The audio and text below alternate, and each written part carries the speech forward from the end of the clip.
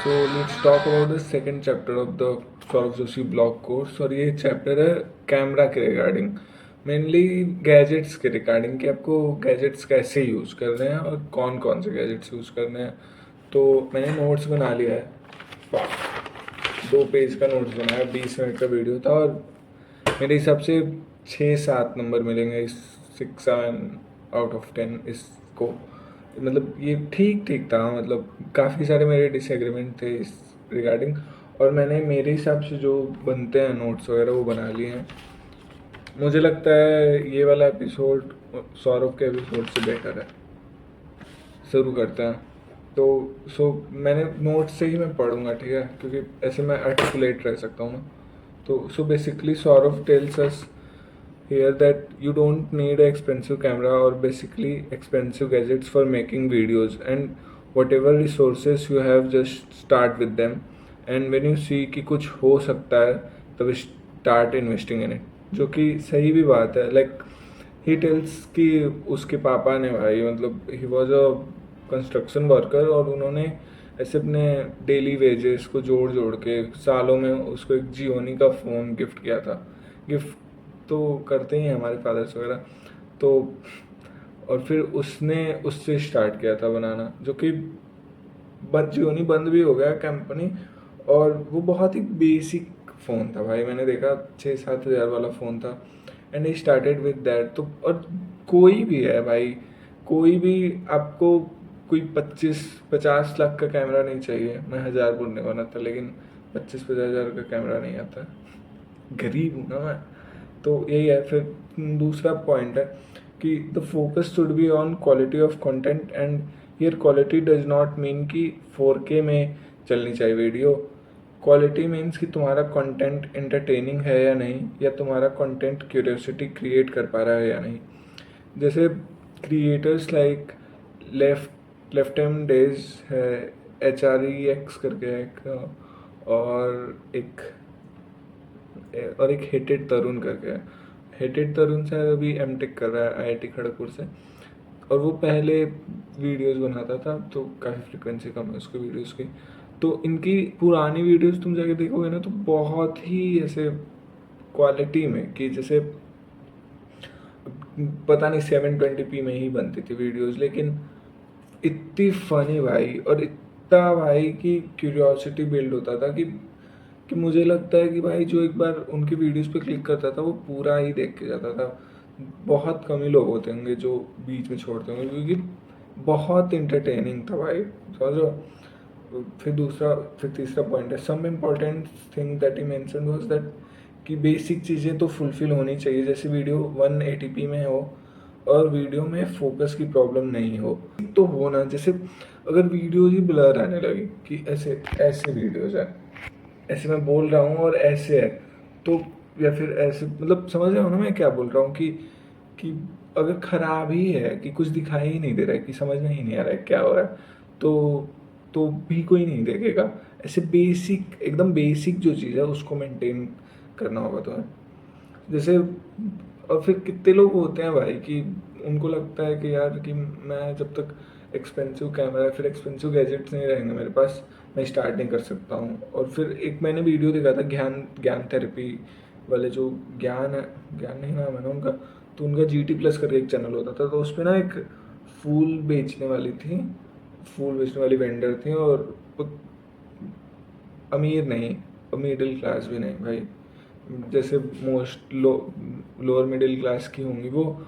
और फिर जो उनका बच्चा था वो खाना वगैरह खाना छोड़ दिया कि उसको चाहिए था कि मैं आईफोन चाहिए, मुझे आईफोन चाहिए और मुझे बनाना है वीडियोस, रील्स वगैरह बनाने हैं। और फिर भाई वो 2-3 दिन अपने आप को रूम में बंद कर दिया, और फिर उसकी जो माँ थी भाई, उसका 8-9 महीने का अपना जो सेविंग्स था भाई, 70-80 हज़ार रुपये, जो कि कुछ नहीं है भाई। मतलब वैसे कि भाई 9 महीने में सोचो, 9 महीने 1 साल वो सेव की है कि बचा बचा के कि यार कुछ इमरजेंसी में या फिर कहीं इन्वेस्ट करूँगा या फिर कुछ भी। और फिर उसका बच्चा उससे जाके आईफोन खरीदता है और ये बोल के कि भाई मैं इससे कंटेंट बनाऊंगा, पैसे बनाऊंगा। पता नहीं उसके बाद क्या होगा, क्योंकि मैंने तो कहीं उसको नहीं देखा। और अगर तुम पैसे बना रहे होते तो मैंने कहीं ना कहीं तो तुम्हें देखा ही होता। और फिर उसकी माँ भी क्या ही करती भाई, बोल रही थी कि बेटा है और उसको मार तो नहीं सकती ना माँ भाई, ये बच्चे होते हैं बहन के लौड़े गलत उठा लेते हैं। फिर आगे पॉइंट है भाई कि एंगल, पोजिशन और फिल्म मेकिंग स्टाइल।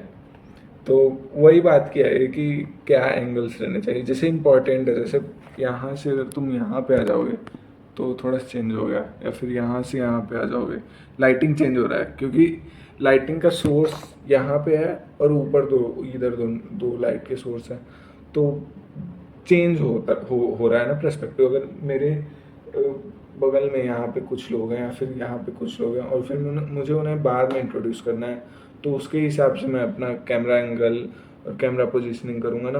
तो इसमें यही है कि इसमें मेनली वो यही बताता है कि शूट इन वाइड एंगल, क्योंकि इसमें पर्सपेक्टिव मिलेगा ऑडियंस को कि क्या हो रहा है, समझ रहे हो। कि अगर अगर मैं जैसे मैं तो ये इसमें कुछ वैसा पर्सपेक्टिव लाइक है नहीं ना, क्योंकि ये एजुकेशन में और फिर यैपिंग में कंटेंट आ रहा है। लेकिन अगर मैं व्लॉग बना रहा हूँ और फिर मैं ऐसे आगे व्लॉग बना रहा हूँ, ठीक है, ऐसे आगे व्लॉग बना रहा हूँ, तो फिर अगर मेरे आसपास कुछ है भी या फिर आसपास कुछ लोग भी हैं, तो तुम देख ही नहीं पाओगे भाई कि कौन है, क्या बात कर रहा है भाई, कि देखो भाई मैं किससे मिलने आया हूँ और ऐसे करके बात कर रहा हूँ। चले दिखाओ तो किससे मिलने आए हो। फिर दूसरा पॉइंट है कि वही दूसरा पॉइंट उससे रिलेटेड ये कि विजुअल स्टोरी टेलिंग पे फोकस करनी है। जो बोल रहे हो उसको फ्रेम में रखो, शूट करो, समझ रहे हो। कि वही जो मैंने एक्सप्लेन किया कि ऐसे हमें अब फिर अटेंशन ज़्यादा अच्छे से बनता है। अब करने लग रहा है बेवकूफ़, ठीक है। फिर इसके बाद इम्पॉर्टेंस ऑफ लाइटिंग के बारे में बात की उसने। ही सेज कि कैमरा के पीछे से लाइट आनी चाहिए क्योंकि क्लियरिटी बढ़ जाएगी, जो कि व्लॉग्स वगैरह के लिए ठीक है। तो उसने बात किया ना कि जैसे कैमरा के हमेशा पीछे से लाइट आनी चाहिए। जैसे अभी यहाँ से, अब कैमरा के पीछे से यानी कि ऑब्जेक्ट पे डायरेक्ट लाइट पड़नी चाहिए। जैसे यहाँ से मुझे डायरेक्ट लाइट पड़ रहा है लेकिन ऐसे अच्छा नहीं लग रहा है ना, समझ रहे हो। उसने बोला कि डायरेक्ट लाइट पड़वा दो, लेकिन तुम्हें ऐसा नहीं करना है। तुम्हारे लिए तुम एक्सपेरिमेंट करो कि जो तुमको अच्छा लग रहा है, जो तुम्हारे लिए बेटर है वैसे लाइटिंग करो। यहाँ से अच्छा लग रहा है, मे बी अगर मैं इसका लाइट चेंज कर दूँ कलर तो ज़्यादा अच्छा लगे, शायद ऐसे अच्छा लगे। या फिर अगर मैं क्या पता बंद कर दूँ तो और अच्छा लगने लगे, या फिर अच्छा नहीं लगे, समझ रहे हो। ये सब कैसे पता चलेगा, एक्सपेरिमेंट करने से पता चलेगा ना। फिर बोलता है कि रिलेटेबिलिटी बिल्ड करो, जो कि मेरे हिसाब से सही चीज़ नहीं है। कि बोल रहा है कि अपने वीडियोस में रिलेटेबिलिटी बिल्ड करो भाई, कि मैं रिलेटेबल हूँ। भाई सौरभ, तेरे व्यूवर्स कितने हैं जो कि तेरे जितना कमा पा रहे हैं। मैं ये भी नहीं बोल रहा हूँ कि कभी कमा पाएंगे या फिर नहीं कमा पाएंगे। अभी कितने तेरे जैसे व्यूवर्स हैं जो कि तेरे जितना कमा पा रहे हैं। देख, मुझे लगता है कि कंटेंट शुड बी एस्पिरेशनल, कि यार कि मैं देख के भाई एस्पायर करूँ भाई कि यार मेहनत करना है भाई। ऐसे सौरभ जोशी को देख के भी लगता है भाई कि मेहनत करके बंदा कितना आगे बढ़ गया भाई, मेहनत करेंगे तो कर लेंगे कुछ, समझो। कि मेरे हिसाब से content should be aspirational, relatable भी हो सकता है लेकिन टू मच रिलेटेबिलिटी नहीं होनी चाहिए। बाकी अच्छा चैप्टर था ये वाला, और देखते हैं कि आगे के चैप्टर्स भी रिकॉर्ड करूँगा वैसे, ठीक है। ये वाला उतना फनी नहीं था एपिसोड, लेकिन ठीक है भाई।